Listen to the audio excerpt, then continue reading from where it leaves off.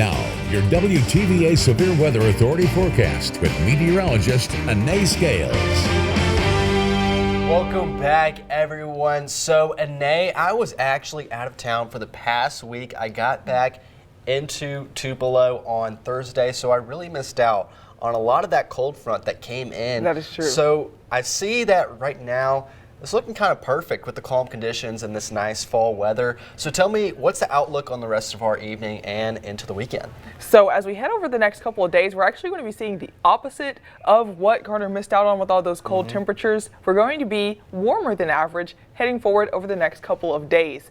But for right now, we are seeing calm conditions outside in northeast Mississippi. As you can see here on Storm Track Doppler radar, we are not seeing very much interesting activity out there as we just have those calm conditions and not even very much cloud cover. See, that's farther on to our north, but the vast majority of us are calm right now. And temperature wise, we are still a little bit warm. We're in those mid to upper 50s across northeast Mississippi, so we can't complain. I know many people over in Starkville with that football game still going on for homecoming, but over the next day, we are going to see very similar conditions.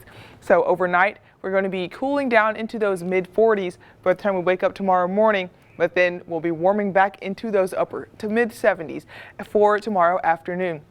So looking at all of that on Storm Tracker, we see overnight, we see a little bit of cloud cover. There was even a spot of green, but that is likely not going to be reaching the ground. I don't expect that anyone sees rain tomorrow and throughout the day on Sunday, the same conditions. So I think we're going to be seeing those dry conditions throughout our weekend as high pressure has dominated our forecast and will continue to do so throughout the next week. So not only are we going to have dry conditions, we are seeing temperatures increase as well. So we're going to be warming up into the 80s by the time we reach our next work week.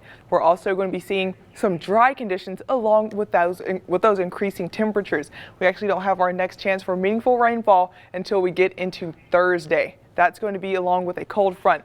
So until then, we have this drought in our area, and conditions unfortunately are going to stay dry over the next several days because our next chance for rain is not coming until the end of the week.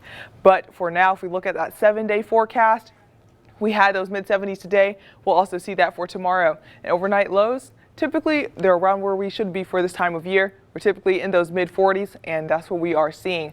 But then heading into next work week, you can see we are above average. The average high for this time of year here in early November, 70 degrees. And as you can see, heading into Tuesday and Wednesday, we're going to be 10 degrees above that and seeing those dry conditions until Thursday rather, because that's when we're having a next chance for rain. That's actually coming along with a cold front. So if you look towards the end of our week into next weekend, that's when we're going to be back getting cool again. Those temperatures once again in the 60s. But until then, we're seeing that warming trend and those dry conditions as high pressure dominates our forecast.